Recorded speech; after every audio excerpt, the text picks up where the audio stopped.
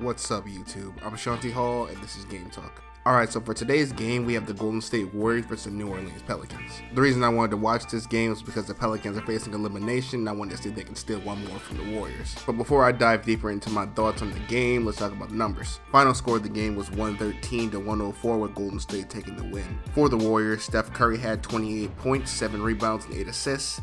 Kevin Durant had 24 points, 6 rebounds, and 7 assists.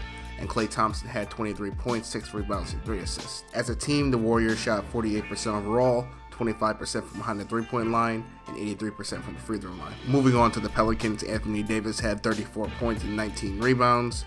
Jrue Holiday had 27 points, 10 rebounds, and 11 assists for a triple-double.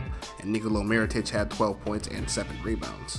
As a team, the Pelicans shot 46% overall, 41% from behind the three-point line, and 75% from the free throw line. Okay, so now that you've got the numbers, I want to move on to my thoughts on the game, starting with the Warriors. And the first thing I noticed for the Warriors was how well they moved the ball this game. It's pretty well known how unselfish this team is, but I have seen them get away from it at times this year. This was definitely not one of those times. They finished the game with 36 assists and were able to fight each other for some extremely wide open looks. In fact, they might have been too unselfish, as overpassing did result in a few turnovers for them. But in my opinion, if you're the Warriors, those are the kind of mistakes that you can live with. And going back to the wide open looks that I spoke about earlier, the Warriors didn't do a great job hitting on some of their shots. They shot 7 of 27 from 3, and a lot of them were shots that the Warriors would usually make. Had it not been an off shooting night from 3, this could have been a way worse night for the Pelicans. Something else I think the Warriors did really well this game was playing transition. They were really pushing the pace at every opportunity that they got this game, especially after turnovers, as they had 26 fast break points in total, but 24 of them were points off of turnovers. Something else I think the Warriors did really well this game was get on the offensive glass. They were able to pull down 12 offensive rebounds and did a good job converting those second chance opportunities into points. But those are really all my major thoughts on the Warriors. Now moving on to the Pelicans. And the biggest thing that stood out to me for them was the Jrue Holiday matchup on KD.